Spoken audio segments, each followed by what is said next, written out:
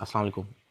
आज यार मैं लेग टेस्ट की बेल के बाद आपसे फर्स्ट सादुर वीडियो रहमान आई है बन के बात डकी की। करूँगा, ना कैरन कि भी डकी शॉप भाई। कर रहा मैं नहीं है। चाहता कि कोई ये सोचे कि इस वीडियो बाकी का क्या मकसद हुआ क्या जो नहीं हुआ मेरे पे एफआईआर यही हुई है बेहतर उसकी कोई जानता है, जस्टिफिकेशन है। बताना चाह आई रहा है। एम देखते हैं simply here to apologize. Video मेरे में क्या होता किसी है। भी कंटेंट से अगर आज तक कोई भी चलो देखते नेगेटिवली हैं मिल के इम्पैक्ट हुआ है, बाकी। मैं उस चीज़ के लिए माफ़ी मांगता हूँ। मेरी हमेशा से सिर्फ यही इंटेंशन रही है कि मैं लोगों को एंटरटेन करता सुनो रहूँ और कुछ ना कुछ जो है वो मैं नया लाता रहूँ। लेकिन मेरे अनजाने ना अनजाने में अगर मेरे से कोई कंटेंट कभी ऐसा पोस्ट हुआ है जिससे कुछ नेगेटिवली इम्पैक्ट हुआ है, या कोई प्रमोशन ऐसी हुई है जिससे कोई नेगेटिवली इम्पैक्ट हुआ है, मैं उस चीज़ के लिए पूरे कौम से माफ़ी मांगता हूँ। लेट द कोर्ट माफ़ी मांगा हैंडल। बेचारा। मैं लीगली इस मैटर को एंड तक देखूँगा।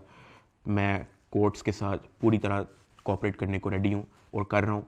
मैं इदारे के साथ पूरी तरह कोऑपरेट करूँगा और जो भी जज साहब मेरे केस का फ़ैसला लेंगे मैं वो कबूल करूँगा। मेरा और मेरी फैमिली का जो 3.5 माह का कब है वैसे। एक्सपीरियंस है, मैं सिर्फ वो बताने आया हूँ। 16 अगस्त 2025 को जब मैं सो के उठता हूँ तो मैं बड़ा एक्साइटेड होता हूँ, क्योंकि हमने अपने दोस्त वगैरह मेहमान बुलाए होते हैं। हमने अपने घर में दावत रखी होती है, मेरे सब दोस्त आते हैं, बड़ा इंजॉय अच्छा करते हैं, हम खाना शाना खाते हैं, गपशप लगाते हैं।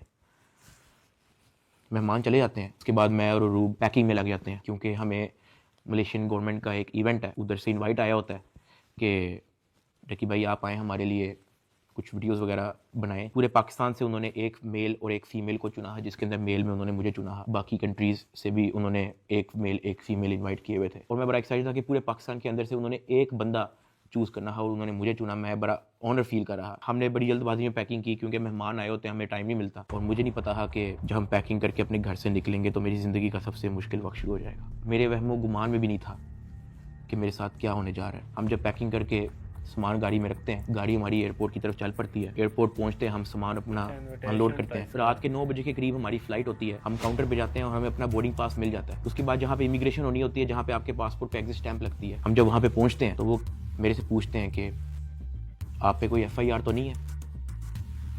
मैंने कहा नहीं। कहता आपका साइबर क्राइम में कोई इशू है क्या।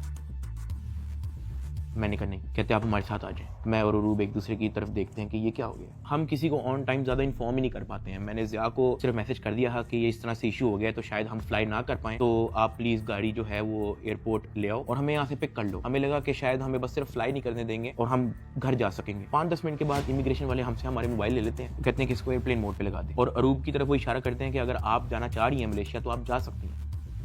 अरूब ने कहा नहीं, अगर साथ मेरे साथ जा रहा है तो मैं चले जाती हूँ, वरना मैं इधर ही ठीक हूँ। शायद ये मेरी गलती ही, मुझे उसको जाने देना चाहिए था, क्योंकि उसके बाद जिस चीज़ से मेरी फैमिली ने गो थ्रू किया है, मैंने यही रिग्रेट किया कि मुझे अरूब को मलेशिया भेज देना चाहिए था। इमिग्रेशन वाले हमें एक रूम में बैठाए थे। मैं और अरूब बस आपस में गपशप लगा रहे होते हैं कि कोई नहीं कल चले जाएंगे, कोई नहीं दोबारा टिकट करा के परसों चले जाएंगे, इवेंट भी 2 दिन के बाद है, कल चले जाएंगे। हम आपस में यही डिस्कस कर रहे थे। बिल्कुल मेरे अंदर इतना सा भी वहम गुमान नहीं था कि एयरपोर्ट पे असल होगा में इशू इनको। क्या। 1 घंटे के बाद इमिग्रेशन वाले आते हैं, वो कहते हैं कि आ जाए हमारे साथ। एयरपोर्ट के बाहर NCCI की टीम आई होती है, मुझे वो हथकड़ी लगाते हैं, मेरी गाड़ी में बैठा देते हैं। अरूब कहती है कि मैंने भी साथ आना है। मैंने उसको कहा नहीं, तुम घर चली जाओ, मुझे नहीं पता क्या सीन है, मैं हैंडल कर लूँ। वो गाड़ी भी चल पड़ी थी, गाड़ी सीधा चलेगी NCCI ऑफिस गुलबर्ग। इस वक्त यूट्यूबर डकी भाई की गिरफ्तारी का हर तरफ चर्चा है। डकी भाई को लाहौर एयरपोर्ट पर उस वक्त गिरफ्तार किया गया जब अब इन्होंने मुल्क जा रहा था। NCCI लाहौर ने मारूफ यूट्यूबर सादुर रहमान उर्फ डकी भाई के खिलाफ मुख्तलिफ इल्जामात के तहत मुकदमा दर्ज कर लिया। साइबर क्राइम एजेंसी ने यूट्यूबर साद उर्फ डकी भाई के खिलाफ मुकदमा दर्ज कर लिया है। मशहूर यूट्यूबर डकी भाई कल रात से गिरफ्तार है। पाकिस्तान के सबसे मशहूर यूट्यूबर डकी भाई एक बार फिर बड़ी मुश्किल में फंस गए हैं। मुल्जिम को गुज़श्ता रात लाहौर एयरपोर्ट से गिरफ्तार किया गया था। यूट्यूबर डकी भाई बड़ी मुश्किल में, हुक्म जारी, मदाहों के लिए बुरी खबर। डकी भाई डकी भाई डकी भाई डकी भाई डकी भाई डकी भाई डकी भाई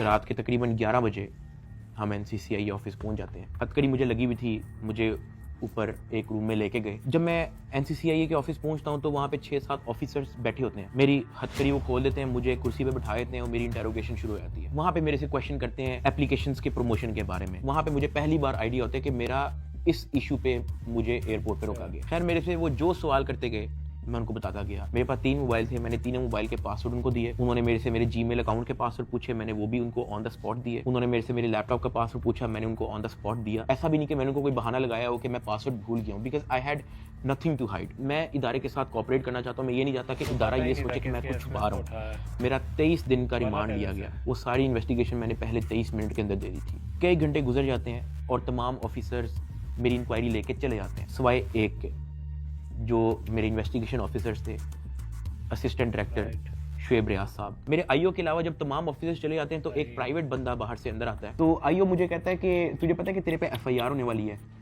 मैंने कहा यार मुझे थोड़ा सा एक्सप्लेन कर दें कि मेरे पे केस क्या है और क्या एफआईआर है और मैंने किया क्या है। तो जो प्राइवेट बंदा जो बाद में आया था ना, वो कहता कि यार तेरे बहुत बड़े मामला आते हैं, तेरा बहुत बड़ा मैटर है, तेरे पीछे ISI है, तेरे पीछे MI है, तेरे पीछे क्या क्या एजेंसी है। कहता तुझे पता ही नहीं है कि तूने क्या किया। तो वो मेरे पे ये इंप्रेशन डाला कि हर इदारा जो है वो मेरे पीछे पड़ गया। साथ ही कहता कि लेकिन अगर आप हमारे साथ कोऑपरेट करेंगे तो हम आपके साथ कोऑपरेट करेंगे। मेरा तो काम ही कोई नहीं है। मैं सुबह उठता हूँ, फैमिली को टाइम दिया, बेगम को टाइम दिया, एक आधे दोस्त को टाइम दिया, जाके व्लॉग वगैरह बना लिया, घर आए, सो गए, दैट्स इट। इसके अलावा मेरी लाइफ में कुछ नहीं। मेरे माइंड में 100 सवाल आना शुरू हो गए, लेकिन मेरे पास जवाब किसी का नहीं था। खैर उन्होंने मेरे पे FIR दे दी, मुझे हवालात में बंद कर दिया। मैंने जिंदगी में कभी हवालात नहीं देखी थी।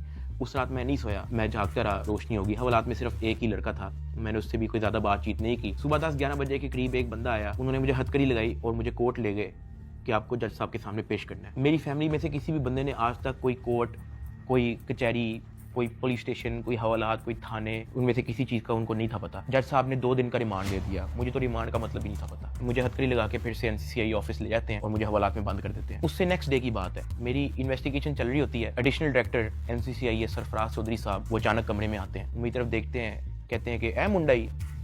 आईओ कहते हैं हाँ जी। कहते हैं इसको लेके आओ मेरे पास। आईओ हथकड़ी पकड़ता है, मेरे हाथ पे लगाता है और कहता चल। मुझे जब हथकड़ी लगा के एडिशनल डायरेक्टर रूम में लेके जाते हैं तो वहाँ पे 5 ऑफिसर्स बैठे होते हैं। एडिशनल डायरेक्टर सरफराज चौधरी साहब मेरे से पूछते हैं कि तुम कौन से एप्लीकेशन के कंट्री हेड हो। मैंने कहा कि सर मैं किसी एप्लीकेशन का कोई कंट्री हेड नहीं हूँ। वो अपनी कुर्सी से अचानक उठता है, कहता तेरी माँ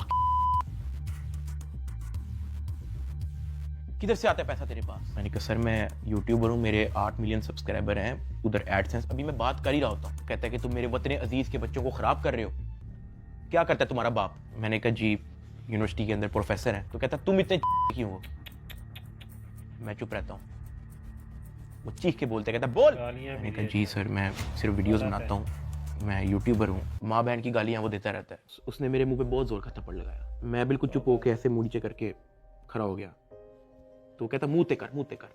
अभी मैंने मुंह पर किया नहीं था। वो जोर से चीख के कहता मुंह ते कर। अभी मैंने वो मुंह पर किया ही था, उसने मुझे दूसरा थप्पड़ लगाया। मैं वहाँ पे बड़ा हेल्पलेस फील कर रहा कि यार मेरे से ऐसा क्या हो गया। मैं भी ये सोच ही रहा था, उसने मुझे तीसरा थप्पड़ लगाया। मुझे माँ बहन की गालियां दी जा रहा है। मैं अपना मुंह नीचे करके खड़ा हुआ हूँ तो मेरे थप्पड़ इधर लगता है, फिर वो कहता था मुंह पर कर, फिर मेरा थप्पड़ इधर लगता है। वो मारी गया जब तक उसका दिल नहीं भरा। मैंने तो गिने भी नहीं है कि उसने मेरे थप्पड़ कितने मारे हैं। फिर वो मुझे कहता कि अपनी टांगे बैंड कर। मैंने अपनी टांगे बैंड कर ली। कहता हाथ ऊपर कर। मैंने अपना हाथ ऊपर कर ली। वो घर में एक वीडियो कॉल लगाता है जो एक बच्चा रिसीव करता है जिसकी एस्टिमेटेड तकरीबन एज होगी 7 साल। एक हाथ में सिगरेट होती है। वो उस बच्चे से पूछता है कि डकी बाई को जानते हो। वो बच्चा कहता है जी। वो बैक कैमरा ऑन करता है, मेरे हाथ खड़े होते हैं, टांगे बैंड होती हैं। वो कैमरे से दिखाता है उस बच्चे को कि कौन है ये। कहता है डकी भाई। तो वो कहता कि तुम इसके प्रोग्राम देखते हो। कहता जी। वो पीछे जो प्राइवेट मुलाजिम खड़ा होता है जो बहुत जोर का पीछे थप्पड़ मारता है। सरफराज चौधरी साहब उस 7 साल के बच्चे को कहते हैं ये देखो इसके साथ क्या हो रहा है, आप देखोगे तुम इसका प्रोग्राम। कहता नहीं, चलो फटाफट इसको गालियां दो। बच्चा कहता है कि सरफराज चौधरी साहब कहते हैं और का बच्चा। सरफराज चौधरी साहब कहते हैं और का बच्चा।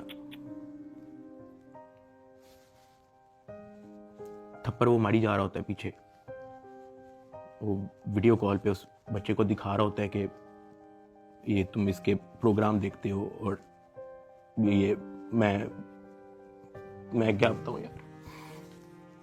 खैर मैं तब बड़ा हेल्पलेस होता हूँ। मैं समझ नहीं आती कि मैं क्या करूं और किस तरह इससे निकलूं। मैंने क्या किया ऐसा। खैर वो सरफराज चौधरी कहता है कि इसको ले जाओ, इसकी तरीके से तफ्तीश करो। जबकि मैं डे 1 को आया हूँ, मैं सब कुछ मोबाइल का पासवर्ड मैंने लैपटॉप के पासवर्ड, मैंने जीमेल के पासवर्ड, मैंने एक चीज नहीं छोड़ी। मुझे आज जितने ऑफिसर्स थे वहां पे, मुझे एक ऑफिसर आके दिखा दे, बता दे कि डक्की भाई ने हमें ये चीज नहीं थी दी, इसलिए हमने मारा है। वो तफ्तीश के अंदर इस जगह कोऑपरेट नहीं था कर रहा, इसलिए हमने मारा है। मुझे एक बंदा आके दिखा दे यार। मेरा 23 दिन का रिमांड लिया मैंने, पहले 23 मिनट के अंदर उनको सब कुछ दिया। मुझे ऊपर ले गए, मेरे से एक बंदा मिलने आया हुआ था। हर चीज प्रोवाइड करने के बाद भी ये कुछ जावा फिर फूड्स, क्या ही बंदा बोला। मेरा एक जाने वाला है जिसने हमारे घर में, जब हमारे घर में दावत थी तो उसकी केटरिंग की थी। अब क्योंकि मुझे फ्रेश मार के ऊपर लेके गए थे, मेरी आंखों में आंसू थे, तो वो जब मिलने आया हुआ था वो अचानक अपनी सीट से खड़ा हुआ और उसने मेरी तरफ देखा कि क्या हुआ है। मैंने कहा कि यार मैं इनके साथ पूरी तरह कोऑपरेट कर रहा हूँ, वो फिर भी मुझे मारी जा रहे हैं, मुझे माँ बहन की गालियां दे रहे हैं। तो अगर आपकी यहाँ पे किसी ऑफिसर से बातचीत है, आप उनसे काइंडली रिक्वेस्ट करें कि यार मुझे मारे कम, या मुझे तब मारे जब मैं आपको कुछ छुपा रहा हूँ या आपको कुछ गलत बता रहा हूँ, तब मार लें, लेकिन मुझे मारे कम। वो बड़ा परेशान हुआ, वो बाहर चला गया। कुछ खाने को मेरे लिए लेके आया था, पिज्जा या कोई बर्गर लेके आया था। बाहर जाके मुझे नहीं पता कि उनके जानने वाले थे जुनैद सलीम जो एंकर है, उन्होंने कहीं उनको बात बता दी। जुनैद सलीम साहब ने जो है वो अपने पॉडकास्ट के अंदर इसका जिक्र कर दिया कि मेरा एक जानने वाला वहाँ पे गया तो डक्की भाई इस हालत में था। तो जुनैद सलीम साहब ने जो है वो इस चीज़ का पॉडकास्ट दे दिया। ज़ेरे हिरासत जब डक्की भाई थे तो कुछ लोग उनसे मिलने गए, तो उन्होंने कहा कि आप पिज़्ज़ा खाएंगे, तो डक्की भाई जवाब में उनके पाँव पड़ गया जो उनसे मिलने आए थे, और बिलक बिलक के रोने लगा और कहने लगा पिज़्ज़ा को छोड़े, उनसे कहे मुझे मारें कम। ये नहीं कहा कि मुझे ना मारें, मगर मुझे मारें कम, बहुत मार रहे हैं। जो फिर मेरे लिए अंदर प्रॉब्लम हुई, मुझे फिर इस बात पे डांट पड़ी कि मैं आगे बात आउट कर रहा हूँ। खैर मैंने फिर डिसाइड किया कि मैंने अब बोलना ही नहीं, मुझे जितना मर्जी मारे, मैंने किसी को नहीं बताना। मुझे हवालात में वापस बंद कर दिया इन्होंने। थप्पड़ किसने मारा था? थप्पड़ वो एहलकारों ने मारा था। थप्पड़ तो एडिशनल डायरेक्टर ने भी मारा था, मैं आपको बताता हूँ जी। डक्की भी आगे बताएगा कि मुझे चपेड़े किसने मारी थी, और वो बेचारा एक बात कहता था कि यार मुझे मारो ना, मैं कॉपरेट तो कर रहा हूँ, मुझे मारो ना। जब इसको पेश करने लगे थे डक्की को, तो भाई वो आपको बताया था कि मैं इसको थप्पड़ मार के लाया हूँ। हाँ, तो वो थप्पड़ मार के लाए, वो मारते थे इसको। अब मैं आपको बताना चलूँ कि इस पूरी इन्वेस्टिगेशन के दौरान ये जो असिस्टेंट डायरेक्टर शुएब रियाज जो मेरा इन्वेस्टिगेशन ऑफिसर था, उनका जो फ्रंट मैन था, उसको सिर्फ इस काम के लिए रखा हुआ था कि वो मेरे से पैसों की डिमांड करे। उसने तब मेरे से पूछा कि यार तू बेवकूफ है। मैंने कहा क्या हुआ है? कहता यार तेरे पीछे आने वाला कोई नहीं। मैंने कहा यार मेरी फैमिली कभी इन चक्करों में पड़ी नहीं है। तो कहता नहीं तू बेवकूफ है, तुझे समझ नहीं आ रही कि मैं क्या कह रहा हूँ, तुझे अपना मसला नहीं हल करना। मैंने कहा नहीं मुझे नहीं समझ आ रही आप क्या कह रहे हैं। कहता कि तेरा कोई दोस्त पीछे आने वाला, कोई तेरा भाई, कोई तेरा आउट ऑफ कंट्री कोई दोस्त रहता हो, कोई तेरे पीछे आने वाला नहीं। मैंने कहा कि मेरी तो बातचीत ही नहीं है किसी से, तो मैं किसको क्या कहूँ। तो कहता कि ये जो तेरा आईओ है ना, सारी गेम इसके हाथ में, इसने जो लिखना है तेरे साथ वही होना है, तो तू अगर इसके साथ ताउन करेगा तो तेरा मसला हल हो जाएगा। मैंने कहा मैं समझा नहीं आपकी बात। कहता कि भाई लगता है तुझे सारा पैसा कब्र में लेके जाना है, पैसे आप फिर कमा लोगे, आप अपना मसला हल करो। मैंने कहा मैं इन चक्करों में कभी भी नहीं पड़ा, मुझे नहीं पता कि क्या पैसे कितने लगते हैं, क्या होता है, मुझे नहीं पता। आप मुझे बताओ आप क्या ना क्या चाह रहे हो। कहता कि तेरा जो मसला है ना वो 7-8 के अंदर हल हो जाएगा। पहले मुझे लगा कि कोई 7-8 लाख की बात कर रहा है कि कोई 7-8 लाख के अंदर मेरा मसला हल हो जाएगा। मैंने कहा 7-8 लाख? कहता नहीं तू लाखों में ही रही। मैंने कहा 7-8 करोड़? कहता तो और। मैंने कहा इतने तो मेरे पास है ही नहीं, मेरे रिसेंटली कुछ बहुत ज्यादा खर्चे हुए हैं, मैंने आगे भी बहुत सारी मेरी स्पेंडिंग है, मेरे 100 और काम है, मेरे पास नहीं है। कहता बस फिर तो इधर ही पड़ा रहा है। मुझे वहां से आइडिया हो गया कि इस बंदे का काम सिर्फ और सिर्फ मेरे से पैसे मांगना है। जब मैं NCCI की कस्टडी में था, आप लोगों ने शायद 3,26,000 USDT की बात एडिशनल डायरेक्टर के पॉडकास्ट में सुनी होगी। 3,20,25,000 USDT वो इसके डिजिटल वॉलेट में से हमने अनर्थ करके कोर्ट ऑफ लॉ में सबमिट कर दिए। हमने इसके डिजिटल वॉलेट में से वो अपने वॉलेट में जो सरकार का होता है उसमें अनर्थ करके प्रॉपर उसको फर्द मकबूजगी बनाकर कर दिया। ये बहुत बड़ी अचीवमेंट है। उन्होंने दर्जनों पॉडकास्ट दे के ये बताया कि 3,26,000 USDT जो है वो हमने इससे बरामद कर लिए हैं। अब मैं आपको उसकी असल स्टोरी बताता हूँ कि वो क्या है। हवाला से मुझे इन्वेस्टिगेशन के लिए लेके जाते हैं कोई शाम के 7 बजे के करीब। आइयो मुझे कहता है कि अपना बाइनेंस का अकाउंट खोल। मैं अकाउंट खोल देता हूँ। मेरे अकाउंट के अंदर कुछ ट्रेड चल रही होती है जो मेरी सारी लॉस पे गई होती है, क्योंकि उस दौरान बिटकॉइन नीचे गया हुआ था। वो सारी ट्रेड मेरी लॉस में क्लोज करता है, Achievement मेरी है। फ्यूचर्स की ट्रेड सारी लॉस में क्लोज करता है, मेरा पर्सनल नुकसान करता है। सारे टोकन जो मेरे पास डॉज, बिटकॉइन, इथीरियम, मेरे पास दर्जनों टोकन और पड़े हुए थे, वो सारे क्लोज करके उसको यूएसडीटी में खुद कन्वर्ट करता है और वो कहता है कि ये यूएसडीटी ट्रांसफर कर। मैंने कहा सर इसकी क्या वजह है, आपने मेरा पर्सनल लॉस भी कर दिया है। कहता है कि तुझे अपना मसला हल करना है या नहीं करना। मैंने कहा कि सर लेकिन ये 3,26,000 यूएसडीटी आपने ट्रांसफर क्यों करना है? जो भी आपकी इन्वेस्टिगेशन है आपके सामने, अकाउंट मैंने आपको दे दिया, उसका जीमेल मैंने आपको दे दिया, पासवर्ड मैंने आपको दे दिया, आपने ट्रांसफर इसको क्यों करना है? कहता है तुझे जितना कह रहे हैं उतना कर।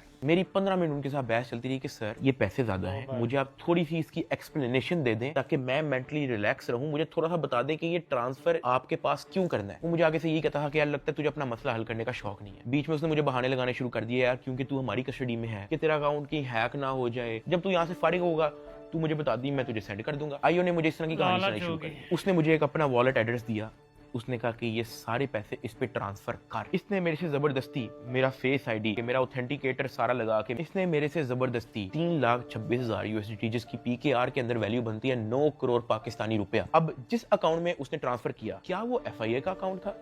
नहीं। क्या वो एनसीसीआईए का अकाउंट था? नहीं। क्या वो पंजाब हुकूमत, सिंध हुकूमत या किसी केपी की हुकूमत या किसी भी गवर्नमेंट के इदारे की हुकूमत का अकाउंट था? नहीं। क्या वो नैब का अकाउंट था? नहीं। क्या वो स्टेट बैंक का अकाउंट था? नहीं। 9 करोड़। क्या वो कोई ऐसा अकाउंट था जो कोर्ट की तरफ से जिसकी अप्रूवल मिली हो? नहीं। वो मेरे आईओ असिस्टेंट डायरेक्टर शुएब रियाज साहब का अपना पर्सनल अकाउंट था, जिसके अंदर इन्होंने मेरे 9 करोड़ रुपया एस्टिमेटेड ट्रांसफर किए। ट्रांसफर करने के बाद उन्होंने वापस मुझे हवालात में बंद कर दिया, कोई रिसीविंग नहीं दी, मुझे उसकी कोई रीजनिंग नहीं दी, कोई सबूत ही नहीं है इस चीज का कि इन्होंने अपने पास ट्रांसफर किया। 8 बज जाता है, 9 बज जाता है, 10 बज जाता है, 11 बज जाता है, मेरे से सोया नहीं जाता। एक ऑफिसर एक मुलजिम को छोड़ने आते हैं हवालात, मैं फटाफट उठ के उससे पूछता हूँ, मैंने कहा सर आपके इस एनसीसीआईए इदारे के अंदर जब कोई क्रिप्टो का कोई रोला चलता है, कोई यूएसडीटी का कोई रोला चलता है, तो उस पे क्या होता है? क्या उसको ट्रांसफर कर लिया जाता है? कहता मैंने कभी ऐसा सुना तो नहीं है। कहता क्यों, क्या हुआ है? मैंने उसको बताया, मैंने कहा आईओ ने मेरे 9 करोड़ रुपया यूएसडीटी ट्रांसफर कर लिया अपने पास। कहता अच्छा, तो उसने आपको कोई रिसीविंग दी है? मैंने कहा नहीं। कहता ऐसा होता तो नहीं है वैसे, लेकिन अगर आप कहते हो तो मैं किसी से पूछ लूं? मैंने कहा जी पूछ ले, मैं बड़ा टेंशन में हुई। उस पूरी रात मैं नहीं सोया। अगले दिन सुबह के कोई 10-11 बजे के करीब एक बंदा आता है, मुझे लेके जाता है ऊपर ऑफिस में, मुझे इतनी जोर का वो थप्पड़ लगाता है, मेरे ख्याल से मेरे पूरे 3 महीने के अंदर सबसे ज्यादा जोर का थप्पड़ वो वाला थप्पड़ था जिसकी मैं अभी बात कर रहा हूँ। क्योंकि वो मुझे बता के नहीं लगाया जाता, वो मेरे पीछे से लगाया जाता है, मेरे सर पे इतना बड़ा उस बंदे का हाथ होता है, मुझे इतनी जोर का थप्पड़ लगाते हैं, मेरे यहाँ से मेरे ज़ेन का मवाद, अंतरियाँ सारी मेरी आंखों से बाहर निकलने को करी। मैं इवन एक पॉइंट पे मेरा विजन ब्लरी हो गया, मेरा विजन काला हो गया, मैं बेहोश होने वाला, इतनी जोर का वो थप्पड़ था। उसने कहा कि हर चीज बतानी जरूरी होती है। मैंने कहा कि सर मेरे 9 करोड़ रुपया आप ट्रांसफर कर लो, मुझे उसकी कोई रीजनिंग ना दो, मुझे उसकी कोई रिसीविंग ना दो, मैं अपना मुंह कैसे बंद रख लूं? इतनी सी बात में मुझे फिर से एक और थप्पड़ लगाया। मुझे आईओ के पास ले गया, आईओ कहता कि यार तुझे अपना मसला हल करने का शौक नहीं है। एडिशनल साहब बहुत नाराज है। मैंने कहा सर आपने 9 करोड़ रुपया मेरा ले लिया है, अभी मैं बात कर ही रहा था तो उसने इशारा किया कि इसको बंद कर दो। अब मुझे बंद कर दिया वापस हवालात में। कुछ टाइम के बाद जब मुझे फिर से इन्वेस्टिगेशन के लिए लेके गए तो ये जो मेरी 9 करोड़ रुपया जो इन्होंने ट्रांसफर किया था 3,26,000 यूएसडीटी, ये बात पूरे डिपार्टमेंट के अंदर फैल चुकी थी। हर प्राइवेट मुलाजिम को पता था, हर ऑफिसर को पता था, हर आईओ को पता था, डिपार्टमेंट में हर एक बंदे को पता लग गया था कि ये इतनी बड़ी अमाउंट जो है वो शुएब रियाज आईओ के अकाउंट में ट्रांसफर हुई है। आईओ ने सोचा इसने बात आउट कर दिया है, सबको पता लग गया है। इन्होंने फटाफट क्या किया, उसकी रिकवरी डाल के कोर्ट में पेश कर दिया कि ये देखो हमने ये पैसे बरामद किए हैं इससे, जबकि उन्होंने बरामद की इंटेंशन से वो ट्रांसफर अपने पास नहीं किए थे। इनकी ये इंटेंशन थी कि पैसा हम अपने पास ट्रांसफर कर लेते हैं, फिर इसमें से कोई इसको 20-30% वापस देके इससे डील करेंगे, ये इनकी शुरू की इंटेंशन थी। लेकिन मैंने डिपार्टमेंट में बात आउट कर दी, मैंने मार खा ली इसके बदले। मैंने कहा मुझे मारो जितना मारना है। डिपार्टमेंट में बात आउट कर दी, ये लोग घबरा गए, इन्होंने फटाफट कोर्ट में रिकवरी डाल दी, जिसकी वजह से मजबूरन एडिशनल डायरेक्टर सरफराज चौधरी साहब को दर्जनों पॉडकास्ट मजीद देने पड़े कि 3,26,000 हमने इस बंदे से बरामद कर लिया है, जबकि वो बरामदी की नीयत से ट्रांसफर नहीं किया गया। हाँ वो तो मैंने डिपार्टमेंट में बात आउट कर दी, तो फिर आपको स्टोरी बनानी पड़ी इसकी। 3,20,25,000 यूएसडीटी कोर्ट ऑफ लॉ में सबमिट कर दिए। जब मुझे इन्वेस्टिगेशन के लिए फिर से लेके गए तो वहां पे एक और बंदा आया था अपने काम से, मैं आप लोगों को उसका नाम तो नहीं बता सकता, लेकिन हम लोग उसका नाम रख लेते हैं बिग ब्रदर। ये बिग ब्रदर जो है आपने वीडियो के एंड तक याद रखना है। वो अपने किसी काम से आया था, उसने मुझे देखा, उसने मेरे से पूछा कि यार डकी तेरे पे केस क्या है? मैंने कहा एप्लीकेशन प्रमोशन का केस है। तो कहता कि तेरा मैटर कहाँ तक पहुंचा है? मैंने कहा कि मैं तो पूरी तरह ताउन कर रहा हूँ, मैं तो सब कुछ इनको दे चुका हूँ, मुझे नहीं पता कि इनको अब मेरे से और क्या चाहिए, लेकिन मैं तो पूरी तरह इनके साथ कोऑपरेट कर रहा हूँ। तो कहता अच्छा, इसने उसे सर हिलाया और कहता कि क्या ये लोग तेरे से कोई पैसे भी मांग रहे हैं? अब क्योंकि मैं उस बंदे को पहली बार मिला हूँ, मैं नहीं जानता कि वो कौन है। मैंने उसको कहा कि नहीं, मेरे से कोई पैसे नहीं मांग रहा। ऐसे सर हिलाया, कहता अच्छा चल ठीक है, अच्छा लगा तेरे से मिलके। वो अपने कामों में लग गया। खैर मेरी इन्वेस्टिगेशन के बाद उन्होंने फिर से मुझे जेल में हवालात में बंद कर दिया। इन्होंने अपनी पूरी कोशिश की कि हम इससे पैसे लें, हम इससे पैसे का पूछें। जब इनको आइडिया हुआ कि मैं इनको किसी भी तरह से एंटरटेन नहीं कर रहा, इन्होंने बहाने से मेरी फैमिली को बुला लिया। अरूब और मेरी अम्मा, उनको ये कह के बुलाया गया कि मेरी उनके साथ मुलाकात है। मुझे जब हवालात से ऊपर लेके गए तो अरूब बैठी हुई थी और उसकी इंटेरोगेशन हो रही थी। उसका मोबाइल जो है वो इन्वेस्टिगेशन ऑफिसर के हाथ में था। तो मैंने इन्वेस्टिगेशन ऑफिसर शुएब रियाज साहब से पूछा कि ये आपने इनका मोबाइल क्यों लिया? तो कहता कि इन पे भी एफआईआर होगी। तो अरूब घबरा गई। उसने कहा मेरे पे एफआईआर क्यों होगी? उसने कहा कि आपने तो हमें साथ से मिलने के लिए बुलाया है, मुझे और मामा को के साथ से मुलाकात हो जाएगी। तो वो कहता कि नहीं, एफआईआर हो ना हो, ये जो आपके शोहर की एफआईआर है इसी में बड़ी जगह है, हम आपको इसी में नामजद करेंगे। अरूब घबरा गई। मैंने अरूब की तरफ देखा, मैंने अरूब की तरफ इशारा किया कि मैंने कहा बस बिल्कुल चुप होके बैठ जाओ, बस ये वक्त गुजारो, बस इस वक्त हम कुछ नहीं कर सकते। खैर वो अरूब से कुछ क्वेश्चन उन्होंने पूछने शुरू कर दिए।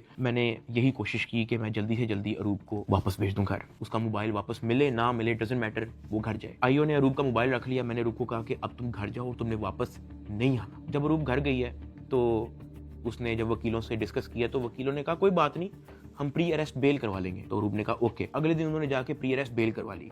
जब उन्होंने प्री अरेस्ट बेल करवाई तो प्री अरेस्ट बेल की खबर पहुंच गई इदारे में, एनसीसीआई ऑफिस में, आईओ के पास और सरफराज चौधरी एडिशनल डायरेक्टर के पास। इन्होंने फिर से मुझे कहा कि अपनी फैमिली को मीटिंग के लिए बुलाएं। मैंने घर वालों को कॉल की क्योंकि उसकी प्री अरेस्ट बेल हो चुकी थी। मैंने कहा चलो अब इसको खतरा नहीं है और इसका मोबाइल भी उनके पास है, तो I think it's not a big deal, मैं बुला लेता हूँ। ऑफिसर्स ने जो है मेरे घर कॉल करवाई। मैंने कहा कि अम्मा वो बड़े अफसरान, एडिशनल डायरेक्टर और इन्वेस्टिगेशन ऑफिसर्स बुला रहे हैं, तो बाकी घबराएं ना, कोई इस तरह कोई नेगेटिव मीटिंग या इस तरह का कुछ नहीं है, तो आ जाए। मेरी माँ और अरूब प्री अरेस्ट बेल करवाने के बाद एडिशनल डायरेक्टर रूम में आ गए। सरफराज चौधरी साहब कहते जतोई साहिबा आप अपने आप को क्या समझती हैं, आपने प्री अरेस्ट बेल करवा ली है? तो अरूब ने कहा जी। तो कहता अच्छा करवाएं, जो आपने करना करें। 5 रुपए का एक नया सफा आता है, हम एक नई एफआईआर लिखेंगे और आपको पकड़ लेंगे। अरूब मेरी तरफ देख रही है कि ये क्या है, ये किस तरह की मीटिंग है। मेरी माँ परेशान, लाल उनके चेहरे हो गए थे सबके। एडिशनल डायरेक्टर सरफराज चौधरी साहब ने फिर अपना मोबाइल खोला, वहाँ व्हाट्सएप खोला, उन्होंने ऊपर लिखा जज, और ऐसे मेरी माँ को और मेरी वाइफ को लिस्ट दिखाई ऐसे स्क्रॉल करके कि ये देखो मेरा इस जज से भी ताल्लुक है, मेरा इन जज से भी ताल्लुक है, मेरा इस जज से भी ताल्लुक है, क्या कर लेंगे आप? जब वो इस तरह जजेस की लिस्ट दिखा रहा था तो उसने बड़े ऊंचे अल्फाज में बोला कि यहाँ पे जज भी मैं हूँ, यहाँ पे वकील भी मैं हूँ, यहाँ पे सब कुछ मैं हूँ, जितनी आपने प्री अरेस्ट बेल करवानी है करवाएं, नया पर्चे में हम पकड़ लेंगे। हमारे पास कुछ कहने को नहीं था। मैंने वहाँ पे सिर्फ सर को कहा कि जी सर आप बिल्कुल सही कह रहे हैं। मैंने अपने घर वालों की तरफ देखा, मैंने उनको इशारा किया कि प्लीज़ वक्त गुजारें बस। मेरे घर वालों के चेहरे लाल हो गए हैं, मतलब बिल्कुल आप कह लो कि उनके पास कुछ कहने को नहीं थे। दे वर शेकिंग। वो बातें करता गया, हम लोग घबरा गए थे। हमने बस वेट किया कि यार ये कब हमें फाड़े करेगा। जब उसने कहा ठीक है आप जा सकते हैं, मैं, अरूब और मेरी माँ जब उस एडिशनल डायरेक्टर रूम से बाहर निकले, मेरी माँ की आंखों में आंसू थे, अरूब की आंखों में आंसू थे। मैंने कहा कि यार मुझे बहाने से कहते हैं कि आप लोगों को बुला लो, फिर ये इस तरह की हरकतें करते हैं, डराने धमकाने वाली, ब्लैकमेलिंग, थ्रेट्स। मैंने कहा ये सिर्फ और सिर्फ इनका पैसे मांगने का तरीका है ताकि हम डर जाएं, इनको कुछ पैसे दे दें और हमारी जान छोड़ेंगे। तो ये इस तरीके से मुझे, मेरी फैमिली को ज़हनी अजियत देते रहे हैं, ब्लैकमेल करते रहे हैं। अरूब का राइट बनता है कि वो प्री अरेस्ट बेल करवा के आए। आपने अपनी इन्वेस्टिगेशन करनी है, करें। उसने तो अपना मोबाइल भी दे दिया, आप जब बुला रहे हो वो आ रही है, फिर भी आप उसको थ्रेट कर रहे हो कि जी आपने प्री अरेस्ट बेल करवा लिया, कोई बात नहीं, 5 रुपए का नया सफा आएगा, हम आपको फिर अरेस्ट कर लेंगे। और ये सब इनका तौर तरीका था कि हम लोग किसी तरह टूट जाए और ये जितने पैसे मांगे हम लोग फौरी इनको दे दें। इस दौरान आईओ और उसका जो फ्रंट मैन है, जब उनको पता लगा कि मैं और मेरी फैमिली किसी भी तरह से इनको एंटरटेन नहीं कर रही, कोई पैसों के मामले में लिफ्ट नहीं करवा रही, तो इन्होंने मेरे एक दोस्त से बात की और उस दोस्त को कहा कि इसको मुझे आके कहो कि ये पैसों से मसला हल होगा। उसकी जो भी गपशप हुई मेरे दोस्त ने वापस आके बताई, कहता कि ये पैसे ही मांग रहे हैं। मैंने कहा यार इस तरीके से मेरी फैमिली को ब्लैकमेल कर रहे हैं, इस तरीके से मुझे टॉर्चर कर रहे हैं, ये लोग चाहते क्या है? वो ये कह रहे हैं कि अरूब को हम पर्चे में नामजद ना करें और उस पर कोई नया पर्चा ना दें और उसको अरेस्ट ना करें, उसका वो 1 करोड़ रुपया मांग रहे हैं। मैंने कहा भाई इन्होंने मेरा बैंक अकाउंट ब्लॉक कर दिया, इन्होंने मेरी USDT भी अपनी जेब में डाली, मेरे अब्बा जी का बैंक अकाउंट ब्लॉक है, मेरी अम्मा जी का बैंक अकाउंट भी इन्होंने ब्लॉक कर दिया है, अरूब का बैंक अकाउंट इन्होंने ब्लॉक कर दिया है, जिया का बैंक अकाउंट इन्होंने ब्लॉक कर दिया है, इवन मुनीब जो अंडर 18 है उसका बैंक अकाउंट भी ब्लॉक कर दिया है। कहानी यहाँ पे खत्म नहीं हुई। मेरे दादा अब्बू जिनका मैंने आज तक व्लॉग में जिक्र नहीं किया, आज तक उनकी अपीयरेंस नहीं हुई, 80 साल एंड अबव की उनकी उम्र है, उनका बैंक अकाउंट भी ब्लॉक कर दिया। मेरे पास 1 टका नहीं है इनको देने के लिए। सॉरी।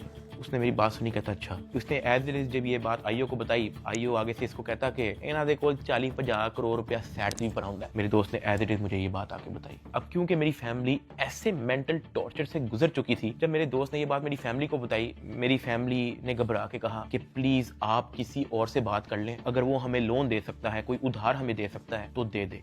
मेरे दोस्त ने इवन मेरे एक और दोस्त से भी बात की, उसने मना कर दिया, कहता यार हम नहीं कर सकते, 1 करोड़ रुपए बहुत ज्यादा है। मेरे दोस्त ने फिर आईओ से बात की, आईओ कहता कि हम 60 लाख से नीचे नहीं लेंगे, अरूब की हद तक, अभी हम डकी की बात नहीं कर रहे। ये बात जब उसने मुझे आके बताई, मैंने कहा मेरे पास है ही नहीं 60 लाख, या मेरे पास 60 रुपए नहीं है, सब कुछ इन्होंने ले लिया। अगले दिन मेरी कोर्ट में पेशी थी, मेरा रिमांड लेने के लिए जब कोर्ट में गए तो मेरी फैमिली वहां पे आई हुई थी। उन्होंने मेरे से हाथ जोड़ के, रंग उनके उड़े हुए थे, कहा कि साद जो कह रहे हैं इनको प्लीज दे दो। अरूब कांप रही थी, कहती कि मुझे पकड़ लेंगे, मुझे पता भी नहीं है कि इनको कैसे हैंडल करना है, मुझे नहीं पता कि आगे मेरे साथ ये लोग क्या करेंगे, प्लीज ये जो मांग रहे हैं दे दो। जब मैंने उनकी शक्लें देखी फैमिली की, मैंने कहा ठीक है, लेकिन मेरे पास 60 लाख रुपए वाकई में नहीं है, आप किसी से बात कर लें। मेरे मामू आउट ऑफ कंट्री रहते हैं, वो ऑस्ट्रेलिया से फ्लाई करके आए हैं, जो हमने इनको ये सारी कहानी बताई है। मेरे एक मामू इधर पाकिस्तान में होते हैं, वो भी आए हैं, उनसे हमें उधार लेना पड़ा कि प्लीज हमारी हेल्प कर दें, हमारा ये मसला है, हमें 60 लाख रुपया उधार चाहिए। उन्होंने 60 लाख रुपया हमें कैश अरेंज करके दिया, वो कैश हमने इन लोगों को पहुंचाया। इनको पैसे जो है मेरे भाई ने भिजवाए थे, मुझे तो पता भी नहीं था कि इनको पैसे पहुंच गए हैं या वो मेरे मामू ने दिए हैं, ये सारी बातों का मुझे बाद में पता लगा। जब इनको पैसे पहुंच चुके थे, अगले दिन मुझे एडिशनल डायरेक्टर सरफराज चौधरी साहब ने मुझे फिर से कहा कि आप अपनी फैमिली को, अगर आपने मीटिंग करनी है तो आप बुला लें। मैंने कहा जी ठीक है, मैंने अपनी फैमिली को बुला लिया, और तब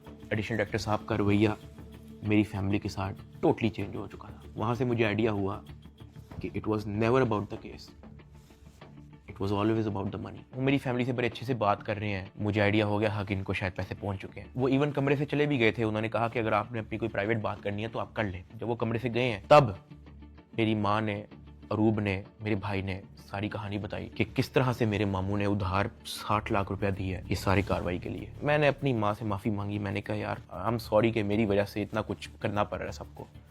कहती कोई बात नहीं, अल्लाह पाक देख रहा है, इट्स ओके। खैर मेरी फैमिली को 5-10 मिनट दिए हैं मेरे से बात करने के लिए, और वो चले गए। अब तक मेरा 16-17 दिन का रिमांड हो चुका था, इतना लंबा रिमांड होता नहीं है। अभी वीडियो में कुछ टाइम पहले मैंने आपको कहा था कि बिग ब्रदर एक बंदा आपने याद रखना है। ये बिग ब्रदर इस बार फिर से एनसीसीआई ऑफिस आता है, लेकिन ये इस बार मेरे से मिलने आता है। मेरे से पूछता है कि किधर तक पहुंचा तेरा केस। मैंने कहा कि सर मेरी तरफ से तो मैं सब कुछ दे चुका हूँ, मुझे नहीं पता कि इनका क्या इरादा है। उसने मेरे से पूछा कि यार इतना लंबा तेरा रिमांड क्यों हुआ है। मैंने कहा सर नो आइडिया, जबकि मैं इनको सब कुछ दे चुका हूँ। इनके पास मेरे सारे मोबाइल हैं, इन्होंने मेरी वाइफ को भी नामजद किया है, सारे ईमेल पासवर्ड लिए हुए हैं, सब कुछ इनके पास है, ये फिर भी मेरा रिमांड डिमांड करते हैं। कहता अच्छा, तो इन्होंने पैसों की बात की है तेरे से, क्योंकि मैं उस बंदे पे उस तरह से ट्रस्ट नहीं था करता। मैंने कहा नहीं, इन्होंने मेरे से कोई पैसों की बात नहीं की। कहता किसी ने इशारा दिया हो, किसी ने इनडायरेक्टली तेरे से डिमांड की हो, या किसी ने कहा हो कि तू अगर पैसे दे देगा तो तेरी छूट हो जाएगी। फिर वही बात कि मुझे नहीं था पता कि वो बंदा कौन है। मैंने उसको कहा कि नहीं। उसने मेरी तरफ देखा ऐसे, 9 करोड़।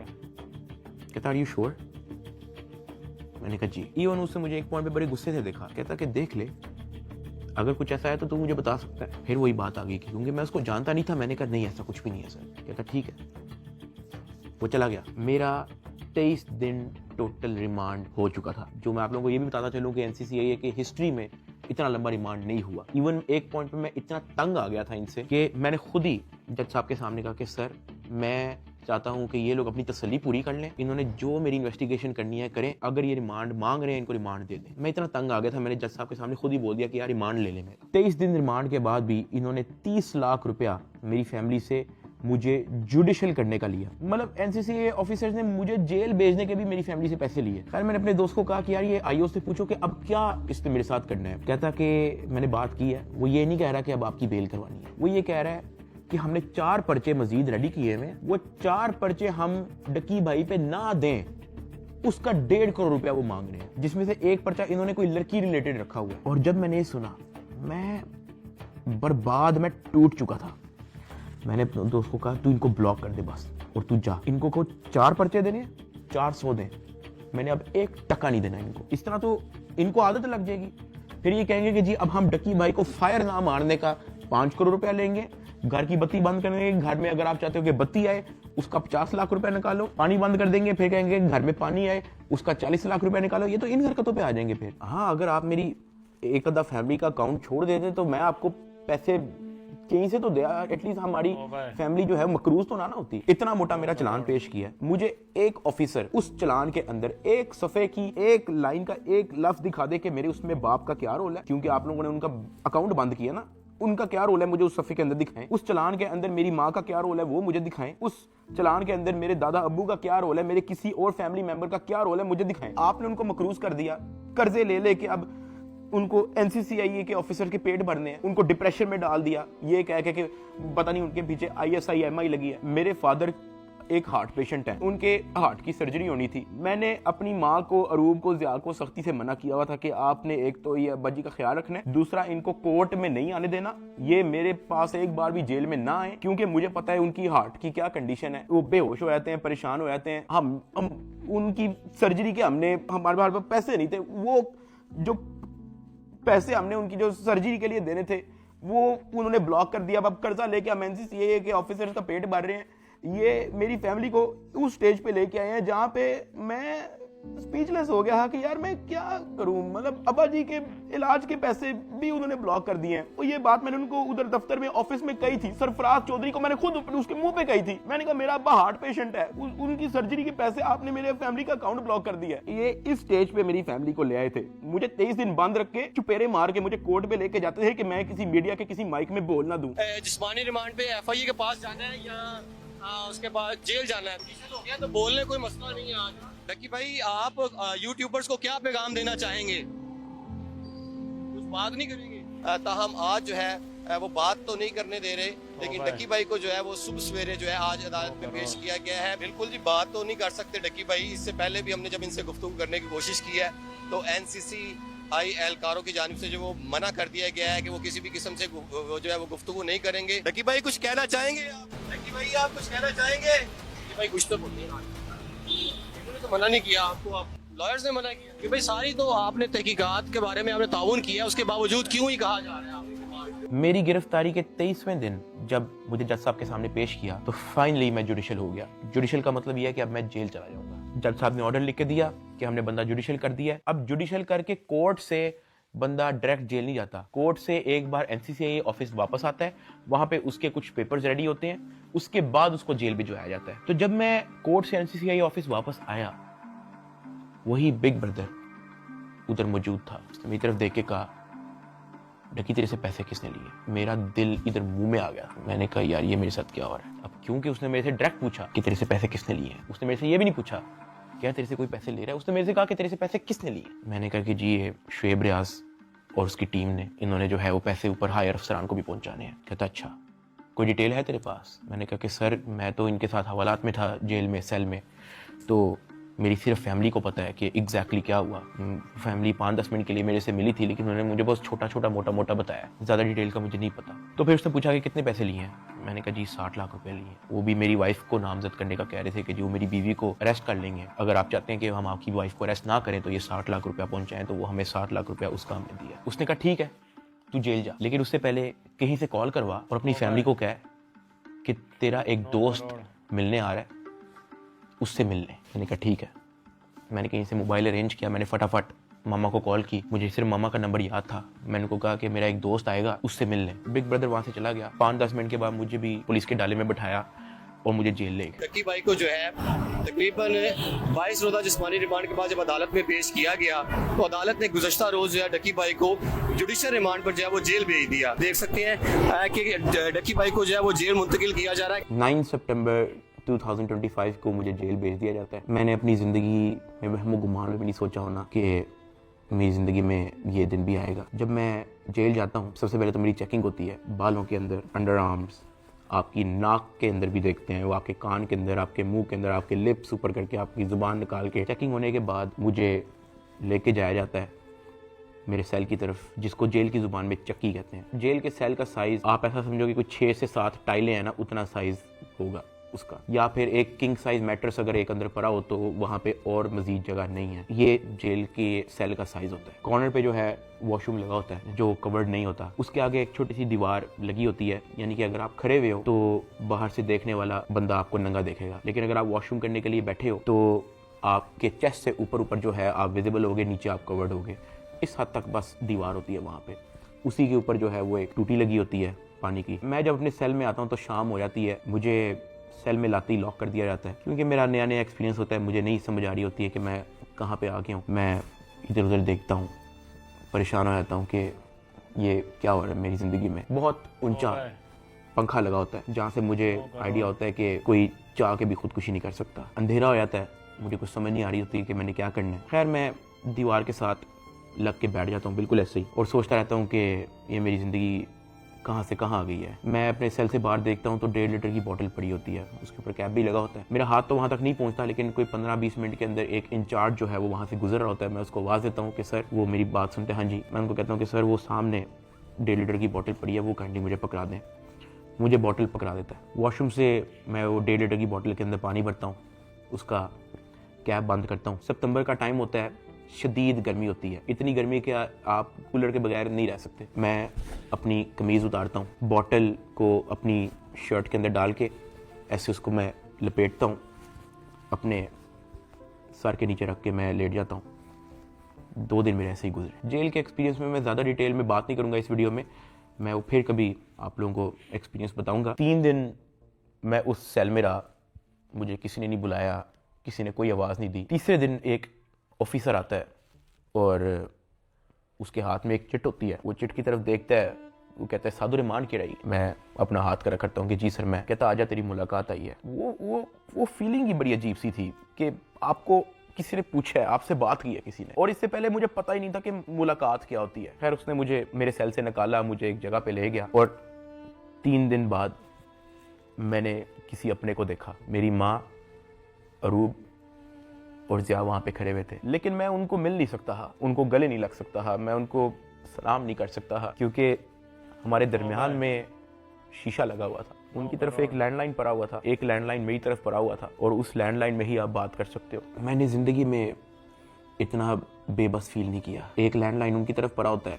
एक लैंडलाइन मेरी तरफ पड़ा होता है। एक तरफ से अरूब फ़ोन उठाती है, दूसरी तरफ से मैं फ़ोन उठाता हूँ, और वो कहती है क्या हाल है।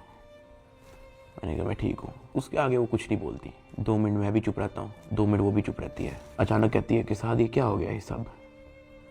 मैंने कहा रूप मुझे नहीं पता, मुझे नहीं पता, मेरे पास किसी चीज़ का जवाब नहीं है। ऐसे ही हमारी बात हो रही थी, अचानक ज़िया अरूब को कहता कि मैंने बात करनी है साद से। मैंने कहा हाँ करवाओ। ज़िया अरूब से फ़ोन ले लेता है। वो कहता है कि यार साद आपका एक दोस्त आया था। मैंने कहा हाँ। कहता यार वो तो सारी डिटेल हमसे मांग रहा था और उसको सब कुछ पता है, तो आप उस पर ट्रस्ट करते हो।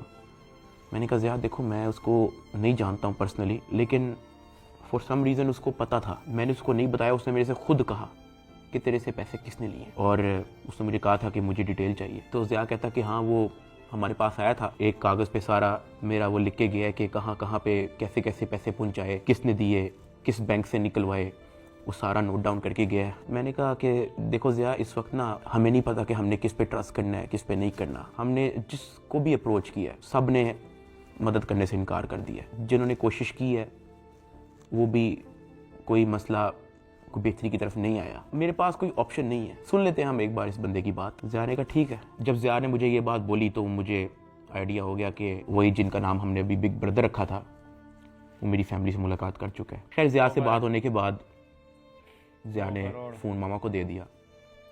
मामा भी रो पड़ी, गपशप हो रही ही। साथ उन्होंने कहा था कि ये जो आपका दोस्त आया है, कहता कि आप मेरी भी माँ है, आपको कुछ नहीं होगा, आपने अब 1 भी रुपया किसी को नहीं देना, बस जो आप लोगों ने दे दिया है उसकी मुझे डिटेल दे बस। खैर वही 15-20 मिनट होते ही हैं वो फ़ोन बंद हो जाता है। ना मुझे मामा की आवाज़ आ रही होती है, ना मेरी आवाज़ उन तक जा रही होती है। तो मुझे रियलाइज़ होता है कि मेरा वक्त ख़त्म हो गया। वहाँ का एक इंचार्ज मुझे मेरे सेल में वापस छोड़ देता है। मैं वापस उसी जगह पे आया था। वक्त के साथ साथ जेल में अपने आप को एडजस्ट किया, मेंटली एक्सेप्ट किया कि भाई तू अभी इधर ही है। 10 दिन गुजर गए।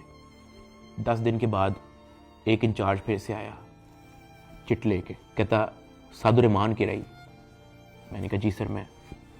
कहता आजा तेरी मुलाकात है। मुझे लगा मेरी फैमिली आई है, लेकिन जब मैं उधर पहुंचा तो वही बिग ब्रदर मेरे से मिलने आया था। खैर उसने कॉल उठाई, कहता कैसा है डकी। मैंने कहा सर मैं बिल्कुल ठीक। कहता तू अपनी फैमिली के सामने रोया क्यों था। मैं उनसे मिलने गया था तो वो तेरी माँ कह रही थी कि वो रो रहा था उधर। मैंने कहा सर मैं बस थोड़ा इमोशनल हो गया उनको देख के। कहता नहीं हो, पता है जेल हो गई है तुझे तो क्या हो गया है, अंदर बैठ के घर वालों को तो नहीं ना परेशान करना, उनके सामने मुस्कुरा के जाया कर, हंसता खेलता उनके साथ शुगर लगाया कर।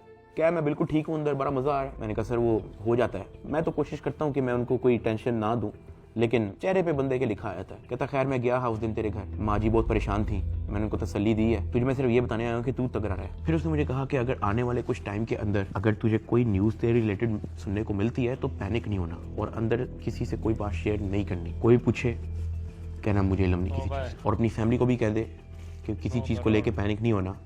अगर कोई प्रेशराइज करने की कोशिश करे, कोई कॉल करे, कोई अप्रोच करे, जस्ट इन्फॉर्म अस। साथ मैंने उनको ये भी बताया कि जब मैं NCCI की कस्टडी में था तो वो मुझे कहते थे कि आपके पीछे MI लगी हुई है। तब उसने मुझे कहा कि जिन लोगों का नाम लेके आपसे पैसे ले रहे हैं ना, मैं उस इदारे से हूँ। फिर उसने मुझे बताया कि ये बात जब मुझे पता लगी तो हमने अपने हायर अथॉरिटीज़ को भी इन्फॉर्म किया, तो let me and my team handle it. तूने अंदर किसी से कोई बात नहीं करनी, अपनी फैमिली से ज़्यादा कोई बात नहीं करनी, सिर्फ उनका हालचाल पूछ और रोना धोना बंद कर, उनके सामने शुगर लगा, हंस मुस्कुरा, कह के बड़ा मज़ा आ रहा है अंदर, जो बुरा वक्त था वो चला गया, अब बस तू वक्त काट। फिर मैंने उसको बोला कि सर वो जो एडिशनल डायरेक्टर सरफराज चौधरी साहब हैं वो मुझे रिमांड के दौरान कहते थे कि मैं तेरी हाई कोर्ट तक बेल रोकूंगा। तो उधर बिग ब्रदर कहता कि छोड़ दे, कुछ नहीं होगा। उसके बाद वो हुआ जो किसी ने वहमो गुमान में भी नहीं सोचा था।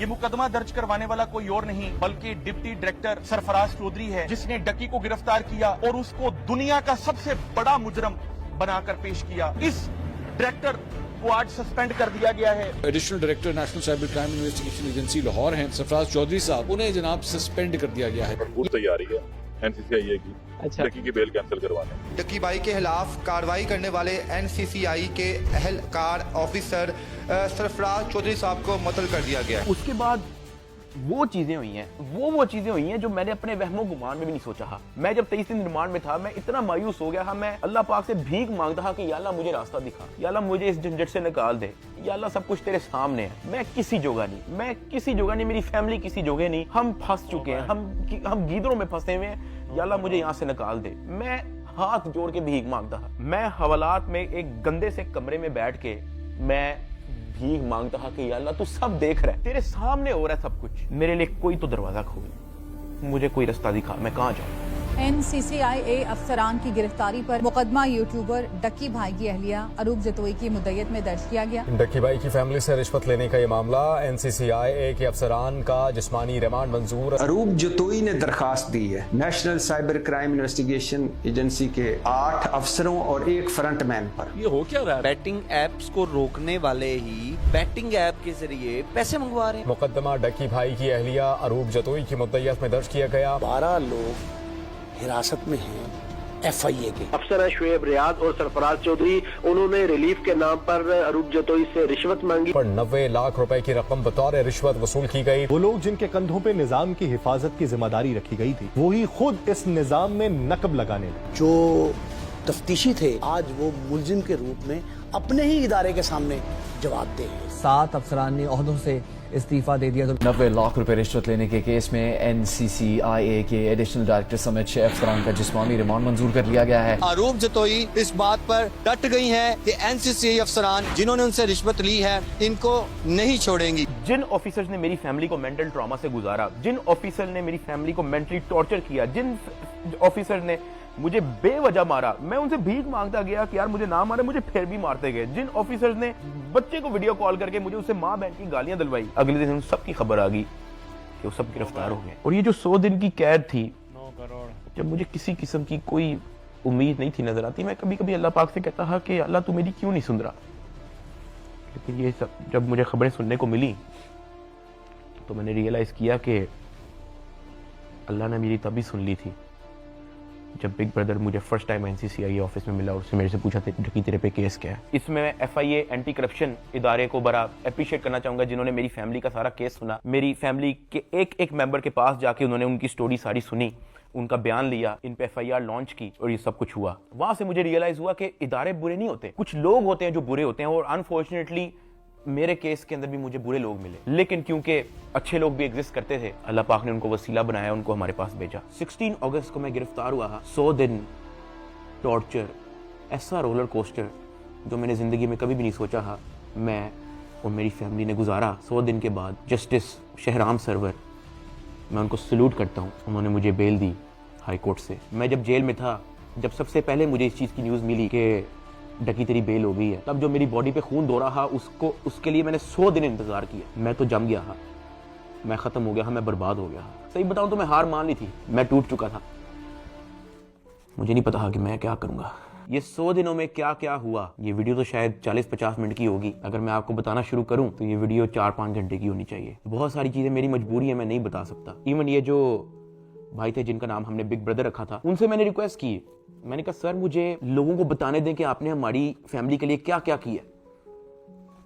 कहता डकी, we work in the shadows, हमें आपकी अप्रिसिएशन नहीं चाहिए, ये हमारी ड्यूटी थी। आपकी माँ हमारी माँ है, आपकी फैमिली हमारी फैमिली है। ना हम चाहते हैं कि आप हमारा नाम लें, ना हम चाहते हैं कि आप हमें मेंशन करें। उसने कहा क्योंकि हमारे इदारे का नाम लेके आपको और आपकी फैमिली से फाइनेंशियल बेनिफिट्स ले रहे हैं, तो we have to step in. इदारे की ट्रेनिंग ही ऐसी है कि अगर हमारे इदारे का कोई नाम लेके अपने लिए कोई बेनिफिट लेगा तो उसकी कोई टॉलरेंस नहीं है। ये हमारी ड्यूटी है, we are here to serve this country. अगर आप गलत होते या आपकी फैमिली गलत होती तो हम आपका साथ ना देते, लेकिन हमने देखा कि हमारी माँ मुश्किल में है, हमारी बेटी मुश्किल में है, हमारा भाई मुश्किल में है, तो हमें आपकी अप्रिसिएशन ही चाहिए।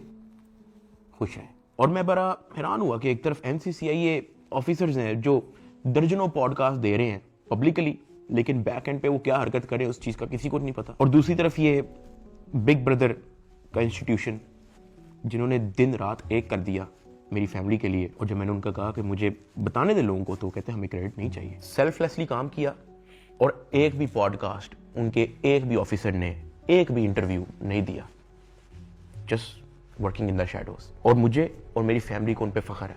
और मेरी सिंपैथी हर उस फैमिली के साथ है जो कभी इन करप्ट NCCI ऑफिसर्स के थ्रू अफेक्ट हुई है। अल्लाह पाक किसी की फैमिली को उस चीज़ से ना गुजारे जिस चीज़ से मेरी फैमिली गुजरी है। एक और चीज़ की बड़ी कन्फ्यूजन थी कि मेरे एक्चुअली वकला कौन है। तो मेरा केस जो है वो बैरिस्टर अमृत शेख देख रही है और एडवोकेट उस्मान लतीफ़ जो मेरा केस आगे परसू कर रहे हैं। लेकिन मैंने सबकी वीडियोस देखी हैं, जितने वकला हैं जिन्होंने मेरे लिए स्टैंड लिया, मैंने सबके टिकटॉक वीडियोस देखी हैं। मैं दिल से उन तमाम एडवोकेट्स का शुक्रगुजार हूँ जिन्होंने मेरे लिए स्टैंड लिया। इस पूरे 100 दिन के अंदर जो मेन सवाल लोगों का था ना, वो ये था कि यार डकी भाई आप तो इस मामले से फारिग होने के बाद मुल्क छोड़ के चले जाओगे। लेकिन मैं आप लोगों को एक बात बताऊं, 8 साल हो गए हैं मुझे यूट्यूब पे आए हुए, मैंने सिर्फ अच्छा टाइम देखा है। जहां 8 साल इस मुल्क ने मुझे सब कुछ दिया, इस मुल्क के लोगों ने मुझे प्यार दिया, इस मुल्क के लोगों ने मुझे सपोर्ट दी, तो ये 3 महीने की मुश्किल में मैं मुल्क छोड़ के जाऊंगा तो ये तो मेरी सेल्फिशनेस है कि जहां 8 साल इस मुल्क ने आप पे कोई मुश्किल नहीं आने दी, तो 3 महीने की मुश्किल पे मैं इस मुल्क को छोड़ के कैसे जा सकता हूं। मैं इधर ही हूं, मैं कहीं नहीं जा रहा। पाकिस्तान ने ही मुझे सब कुछ दिया है, पाकिस्तान में ही मैं रहूंगा। यहाँ पे मैं वीडियो को एंड कर रहा हूँ। इस पूरे 100 दिन के अंदर मैंने बहुत कुछ